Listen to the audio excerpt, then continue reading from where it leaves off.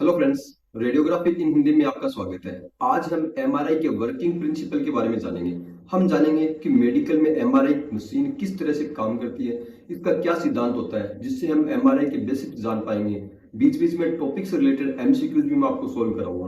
अगर आप radiographer exam की तैयारी कर रहे हैं तो पेरामेड ट्यूटर ऐप आपके लिए मददगार साबित हो सकता है, जिसका लिंक नीचे डिस्क्रिप्शन में दिया गया है, जिसकी सहायता से आप इसे गूगल प्ले स्टोर से डाउनलोड कर सकते हैं। इस पर पैरामेडिकल के अलग अलग सब्जेक्ट के चैप्टर वाइज नोट्स तथा एमसीक्यूज भी आपको दिए गए हैं, जो कि आपके लिए मददगार साबित होंगे। आगे हम एमआरआई के बेसिक प्रिंसिपल की ओर बढ़ते हैं, जिसे मैं आपको एकदम आसान भाषा में समझाने वाला हूँ। उससे पहले यह एक प्रश्न है जिसका आंसर आपको कमेंट बॉक्स में देना है, जिसे आगे हम टॉपिक में भी एक्सप्लेन करेंगे। What is the principle behind magnetic resonance imaging? X-ray absorption, radioactive emission, magnetic resonance of atomic nuclei, ultrasonic reflection। तो आप इसका आंसर कमेंट बॉक्स में दे सकते हैं, या इसको आगे टॉपिक में भी आप इसका आंसर मिल जाएगा। अगर हम इसकी डेफिनेशन के अनुसार देखें तो एमआरआई एक मेडिकल इमेजिंग प्रोसेस है जो मैग्नेटिक फील्ड तथा रेडियो फ्रीक्वेंसी सिग्नल की सहायता से एनाटॉमिकल स्ट्रक्चर्स की इमेज उत्पन्न करता है। एमआरआई में इलेक्ट्रोमैग्नेटिक रेडिएशन भी काम में लिया जाता है। ये electromagnetic radiation radio frequency pulse के रूप में काम में लिया जाता है। न्यूक्लियर मैग्नेटिक रेजोनेंस में उत्पन्न होने वाले सिग्नल की रेडियो फ्रीक्वेंसी एक्सरे की रेडियो फ्रीक्वेंसी से 9 ऑर्डर छोटी होती है, अर्थात एक्सरे की फ्रीक्वेंसी 10 की घात 16 के क्रम में होती है, जबकि एनएमआर की 10 की घात 7 के क्रम की होती है। सालों से ट्रांसमिटेड एक्सरे का उपयोग मानव शरीर की इमेज लेने के लिए किया जाता है। अब हम देखेंगे कि एक नई प्रकार की इमेज प्राप्त करने के लिए एनएमआर का उपयोग किस तरह से किया जाता है।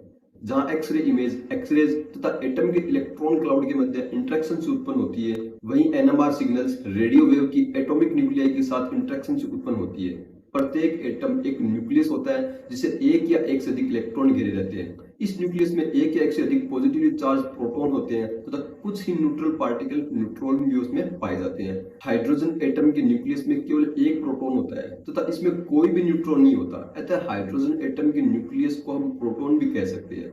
यह मैग्नेटिक रेजोनेंस के प्रति सर्वाधिक सेंसिटिविटी दर्शाता है। प्रोटॉन, न्यूट्रॉन, इलेक्ट्रॉन तथा दूसरे पार्टिकल में एक रिमार्केबल कैरेक्टरिस्टिक्स होती है। ये अपनी एक्सिस के चारों ओर घूमते हैं, जिसे हम स्पिन कहते हैं। चलिए हम देख लेते हैं कि एमआर एक्टिव न्यूक्लियाई कौन से होती हैं, मतलब वो न्यूक्लियाई जो मैग्नेटिक रेजोनेंस के प्रति सर्वाधिक एक्टिव होते हैं, उनको भी हम देख लेते हैं। एमआरआई में वे ही न्यूक्लियाई मैग्नेटिक रेजोनेंस के प्रति सर्वाधिक एक्टिव होते हैं जिनमें प्रोटॉन की संख्या विषम होती है। जैसे फास्फोरस में 31 प्रोटॉन होते हैं, हाइड्रोजन में 1 प्रोटॉन होता है, सोडियम में 23 प्रोटॉन होते हैं तथा कार्बन में 13 प्रोटॉन होते हैं। तो ये एमआर या मैग्नेटिक रेजोनेंस के प्रति एक्टिव न्यूक्लियाई होते हैं।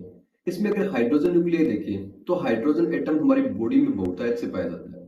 हाइड्रोजन न्यूक्लियाई वह एमआर एक्टिव न्यूक्लियस है जिसे एमआरआई में उपयोग में लिया जाता है। हाइड्रोजन के मामले में हम न्यूक्लियस को प्रोटॉन भी कह सकते हैं, क्योंकि इसमें एकमात्र पाया जाने वाला पार्टिकल प्रोटॉन ही है। दूसरा कोई पार्टिकल जैसे न्यूट्रॉन आदि इसमें नहीं पाया जाता। अतः हाइड्रोजन में न्यूक्लियस पॉजिटिव चार्ज होता है तथा यह अपनी एक्सिस पर बहुत तेजी से घूमता है, स्पिन करता है, जिससे एक टिनी इलेक्ट्रिक करंट इंड्यूस होता है तथा किसी भी इलेक्ट्रिक करंट से एक मैग्नेटिक फील्ड जुड़ा होता है। इस मैग्नेटिक फील्ड की स्ट्रेंथ तथा डायरेक्शन को एक सदिश के द्वारा व्यक्त किया जाता है, जिसे मैग्नेटिक मोमेंट कहते हैं। जैसे कि अर्थ अपनी एक्सिस पर लगातार घूमती है तथा इसका एक मैग्नेटिक फील्ड भी होता है, उसी तरह प्रोटॉन के पास एक पॉजिटिव चार्ज होता है और तथा इसकी लगातार मोशन के कारण इसका खुद का भी एक मैग्नेटिक फील्ड होता है। चलिए, हमने एमआरआई के प्रिंसिपल से पहले कुछ बेसिक बातें देख ली है, अब हम इसके प्रिंसिपल पर आगे बढ़ते हैं। ह्यूमन बॉडी बहुत सारे तत्वों जैसे hydrogen, carbon, nitrogen, sodium, phosphorus आदि का केमिकल कंपोजिशन होती है। यह देखा गया है कि इनमें कुछ एलिमेंट्स की न्यूक्लियस में विषम संख्या में प्रोटॉन स्थित होते हैं, जिसके कारण वे मैग्नेटिक प्रॉपर्टीज रखते हैं। इन एलिमेंट्स के प्रोटॉन की मैग्नेटिक प्रॉपर्टीज का उपयोग एमआर सिग्नल्स तथा इमेज उत्पन्न करने में किया जाता है। इनमें से हमारी बॉडी में सबसे ज्यादा एमआर एक्टिव न्यूक्लियाई के रूप में हाइड्रोजन एटम का प्रोटॉन पाया जाता है, जो कि वाटर या अनेक दूसरे ऑर्गेनिक कंपाउंड जैसे कि फैट, कोलेस्ट्रॉल आदि में उपस्थित होता है।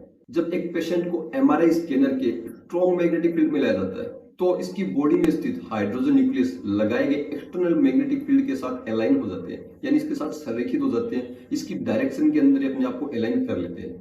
जब इस पर रेडियो फ्रीक्वेंसी की एक शॉर्ट बर्स्ट अप्लाई की जाती है तो पेशेंट की बॉडी में स्थित हाइड्रोजन न्यूक्लियाई इस एनर्जी को अवशोषित कर लेते हैं तथा एमआर सिग्नल उत्पन्न करते हैं। हाइड्रोजन न्यूक्लियाई के द्वारा इस एनर्जी का अवशोषण मैग्नेटिक रेजोनेंस कहलाता है। यह मैग्नेटिक रेजोनेंस इमेजिंग का बेसिस होता है। तो चलिए एक बार हम मैग्नेटिक रेजोनेंस को भी डिटेल से देख लेते हैं। अगर हाइड्रोजन न्यूक्लियाई पर आरोपित की गई रेडियो फ्रीक्वेंसी प्रिसेशनल फ्रीक्वेंसी के समान होती है तो रेजोनेंस की घटना उत्पन्न होती है।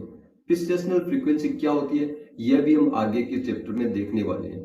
तो किसी भी एक्सटर्नल इंटरफेरेंस जैसे कि एक्सटर्नल मैग्नेटिक फील्ड के अभाव में हाइड्रोजन न्यूक्लियाई एक रैंडम मोशन में होते हैं। इनका मैग्नेटिक मोशन एक दूसरे को कैंसिल कर देता है जिससे नेट मैग्नेटाइजेशन जीरो होता है। क्वांटम मैकेनिक्स के अनुसार एक्सटर्नल मैग्नेटिक फील्ड की उपस्थिति में ये स्पिनिंग न्यूक्लियाई अपने आप को एक्सटर्नल मैग्नेटिक फील्ड के पैरेलल या एंटी पैरेलल दो डायरेक्शन में अलाइन कर लेते हैं। अतः जब पेशेंट को मैग्नेटिक फील्ड के मध्य में रखा जाता है तो बॉडी में स्थित हाइड्रोजन न्यूक्लियाई इस फील्ड के अनुसार प्रॉपर ओरिएंटेशन में अलाइन हो जाते हैं जिससे पेशेंट मैग्नेटाइज्ड हो जाता है जो कि बाद में सिग्नल इमिट करता है। इस सिग्नल को रिसीवर के द्वारा कैप्चर किया जाता है जिसके बाद में प्रोसेसिंग तथा ट्रांसफॉर्मेशन की एक सीरीज के बाद स्क्रीन पर एक इमेज का निर्माण होता है। तो चलो एक बार हम इस चीज को वापस से देख लेते हैं। एक्सटर्नल मैग्नेटिक फील्ड के अभाव में बॉडी में स्थित हाइड्रोजन प्रोटॉन एक रैंडम ओरिएंटेशन में होते हैं जो कि अलग अलग डायरेक्शन में पॉइंट करते हैं। इनका नेट मैग्नेटाइजेशन वेक्टर जीरो होता है। एक्सटर्नल मैग्नेटिक फील्ड की उपस्थिति में पेशेंट के टीनी हाइड्रोजन प्रोटॉन मैग्नेट अपने आप को एक्सटर्नल मैग्नेटिक फील्ड के डायरेक्शन में अलाइन कर लेते हैं। अलाइन प्रोटॉन मैग्नेट एक नेट मैग्नेटाइजेशन वेक्टर प्रदर्शित करता है। कन्वेंशनल रेडियोलॉजी या सीटी स्कैन में सिग्नल अकेले एक पैरामीटर एक्सरे बीम के अटेन्यूएशन कोफिशिएंट पर निर्भर करता है। एमआरआई में इमेज का निर्माण सिग्नल्स के एक सेट के द्वारा किया जाता है। इसमें इमेज तीन फैक्टर के द्वारा उत्पन्न की जाती है, T1 T2 रिलैक्सेशन टाइम तथा प्रोटॉन डेंसिटी। फिर ह्यूमन बॉडी के इन टीनी मैग्नेट को radio frequency waves, magnetic gradient coil आदि एडिशनल मैग्नेटिक इन्फ्लुएंस के प्रभाव में रखा जाता है ताकि इससे मैग्नेटिक रेजोनेंस सिग्नल प्राप्त हो सके। प्राप्त एमआर सिग्नल्स में विशेषताओं की एक वाइड रेंज होती है जो कि मैग्नेटिक फील्ड स्ट्रेंथ पर, रेडियो फ्रीक्वेंसी वेव की फ्रीक्वेंसी तथा ड्यूरेशन पर, जिसे पल्स सीक्वेंस भी कहते हैं, आरोपित magnetic gradient, proton density, proton containing element के केमिकल कंपोजिशन तथा एलिमेंट के मॉलिक्यूलर स्टेट आदि पर निर्भर करती है। अलग अलग प्रकार के सिग्नल्स को T1 T2 रिलैक्सेशन नाम दिया गया है। इन एमआरआई सिग्नल्स में स्पेसिफिक टिश्यू कैरेक्टरिस्टिक्स होती है, यानी टिश्यू से प्राप्त सिग्नल्स में विशेष टिश्यू कैरेक्टरिस्टिक्स होते हैं जिनके आधार पर इन्हें एक दूसरे से विभेदित किया जा सकता है। ये सिग्नल्स कंप्यूटर के द्वारा एनालाइज किए जाते हैं तथा एक मैथमेटिकल प्रोसेस जिसे हम फ्यूरियर ट्रांसफॉर्मेशन कहते हैं के द्वारा मानव शरीर की सेक्शनल इमेज में रिकंस्ट्रक्ट किए जाते हैं जो कि T1 weighted image, T2 weighted image तथा प्रोटॉन डेंसिटी इमेज कहलाती है। विभिन्न प्रकार की इमेज स्पेसिफिक टिश्यू कैरेक्टरिस्टिक दर्शाती है जिससे अलग अलग टिश्यूज को विभेदित किया जा सकता है। इंडिविजुअल मैग्नेटिक मूवमेंट के बिहेवियर को मापा नहीं जा सकता, अर्थात एक सिंगल प्रोटॉन है उससे रिलेटेड जो मैग्नेटिक मूवमेंट है उसको हम मेजर नहीं कर सकते। एमआरआई में सिग्नल मेजरमेंट सभी मैग्नेटिक मूवमेंट के योग, जिसे नेट मैग्नेटाइजेशन भी कहते हैं, के द्वारा होता है। Net magnetisation scanned main magnetic field की दिशा में इंगित करता है। चलिए हम प्रिसेशन फ्रीक्वेंसी को भी देख लेते हैं।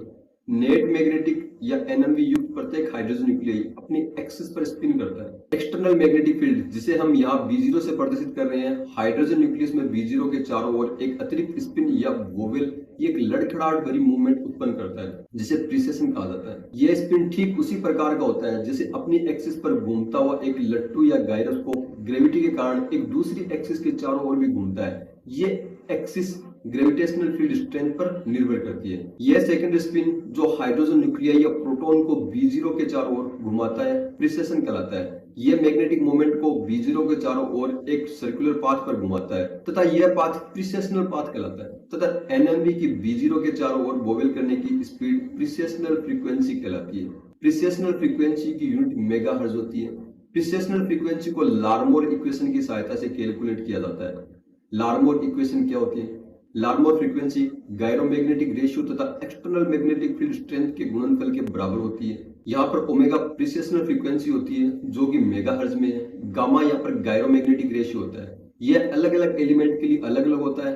हाइड्रोजन के लिए गायरोमैग्नेटिक रेशियो 42.6 मेगाहर्ट्ज होता है।